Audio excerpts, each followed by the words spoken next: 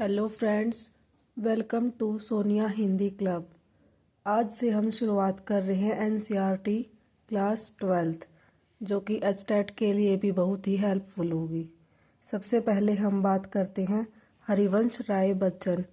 हरिवंश राय बच्चन हालावाद के प्रवर्तक माने जाते हैं। इनका जन्म 1907 इलाहाबाद में हुआ। प्रमुख रचनाएं हैं इनकी मधुशाला, मधुबाला, मधुकलश, निशा निमंत्रण, एकांत संगीत, आकुल अंत्र, मिलन यामिनी, सतरंगिनी, आरती और अंगारे, नए पुराने झरोखे, टूटी फूटी कड़ियाँ, क्या भूलूं क्या याद करूं, नीड़ का निर्माण फिर, बसेरे से दूर, 10 द्वार से सोपान तक। आपने एग्जाम में देखा होगा इनकी जो आत्मकथा है जिसके 4 खंड है, यहाँ से हमेशा एक क्वेश्चन आता है। इसकी एक ट्रिक है, वो क्या है? क्या नीड़ बसा 10 दिन, क्या नीड़ बसा 10 दिन, क्या से हो जाएगा, क्या भूलूं क्या याद करूं, नीड़ से होगा नीड़ का निर्माण फिर, बस से होगा बसेरे से दूर, और 10 से होगा 10 द्वार से सोपान तक। इसके बाद है हैमलेट, जनगीता, मैकबेथ, ये इनके अनुवाद है। डायरी है प्रवासी की डायरी। उनका पूरा वाङ्मय बच्चन ग्रंथावली के नाम से 10 खंडों में प्रकाशित है। हरिवंश राय बच्चन जी का निधन सन 2003 मुंबई में हुआ। इनकी एक पंक्ति है, पूर्व चलने के बटोही बाट की पहचान कर ले।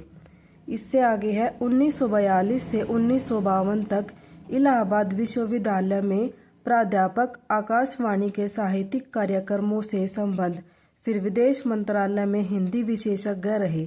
दोनों महायुद्धों के बीच मध्य वर्ग के विक्षुब्ध विकल मन को बच्चन ने वाणी का वरदान दिया। उन्होंने छायावाद की लाक्षणिक वक्रता के बजाय सीधी सादी जीवंत भाषा और संवेदन सिक्त गे शैली में अपनी बात कही। इससे आ जाता है क्वेश्चन कि उनकी भाषा कैसी थी।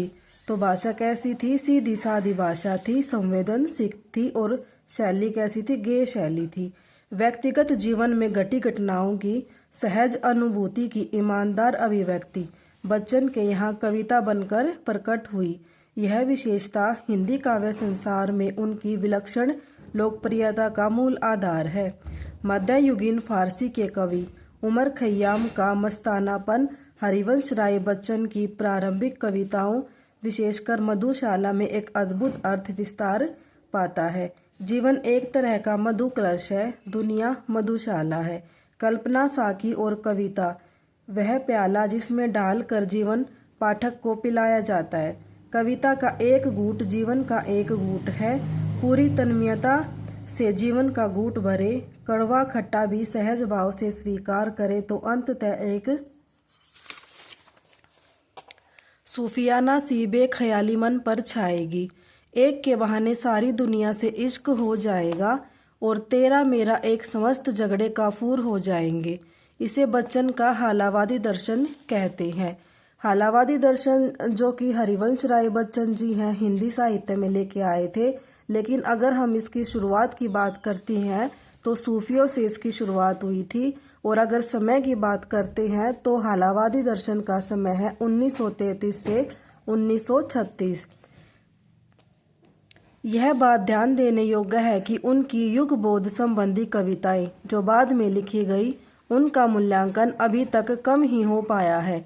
बच्चन का कवि रूप सबसे विख्यात है, पर उन्होंने कहानी, नाटक, डायरी आदि के साथ बेहतरीन आत्मकथा भी लिखी हैं। ईमानदार आत्मस्वीकृति और प्रांजल शैली के कारण निरंतर पठनीय बनी हुई है। यह उनकी कविता, आत्मपरिचय तथा गीत संग्रह निशा निमंत्रण का एक गीत दिया जा रहा है। अपने को जानना दुनिया को जानने से ज्यादा कठिन है। समाज से व्यक्ति का नाता खट्टा मीठा तो होता ही है, जगजीवन से पूरी तरह निरपेक्ष रहना संभव नहीं। दुनिया अपने व्यंग्य बाण और शासन प्रशासन से चाहे कितना कष्ट दे, पर दुनिया से कटकर दुनिया रह भी नहीं पाता, क्योंकि उसकी अपनी अस्मिता यानी कि पहचान, अपनी पहचान का उत्स उसका परिवेश ही उसकी दुनिया है। अपना परिचय देते हुए वह लगातार दुनिया से अपने द्विधात्मक और द्वंद्वात्मक संबंधों का मर्म ही उद्घाटित करता चलता है और पूरी कविता का सारांश एक पंक्ति में यह बनता है कि दुनिया से मेरा संबंध प्रतिकलह का है, मेरा जीवन विरुद्धों का सामंजस्य है।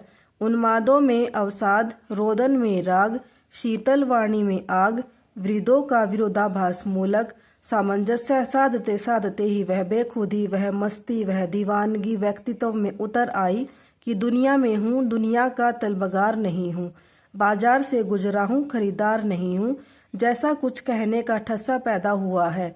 यह ठस्सा ही छायावादोत्तर गीति काव्य का प्राण है। किसी असंभव आदर्श की तलाश में सारी दुनियादारी ठुकराकर उस भाव से दुनिया से इन्हें कोई वास्ता नहीं है। प्रतिकलह का यही वितान और विरोधाभास का यह विग्रह इन्हें दूर टिमटिमाते तारे की अबूझ रहस्यात्मकता से लहालोट रखता है। निशा निमंत्रण से उद्धृत गीत में प्रकृति के दैनिक परिवर्तनशील के संदर्भ में प्राणी वर्ग के धड़कते हृदय का सुनने की काव्यात्मक कोशिश है। बहुत ही सरल सर्वानुभूत बिंबों के जरिए किसी अगोचर सत्य की रूहानी छुअन महसूस करा देना बच्चन की जो अलग विशेषता है, यह गीत उसका एक बेहतर नमूना है। किसी प्रिय आलंबन या विषय से भावी साक्षात्कार का आश्वासन ही हमारे प्रयास के पगों की गति में चंचल तेजी भर सकता है, अन्यथा हम शिथिलता और फिर जड़ता को प्राप्त होने के अभिषिक्त हो जाते हैं। गीत इस बड़े सत्य के साथ समय के गुजरते जाने के एहसास में लक्ष्य प्राप्ति के लिए कुछ कर गुजरने का जज्बा भी लिए हुए है।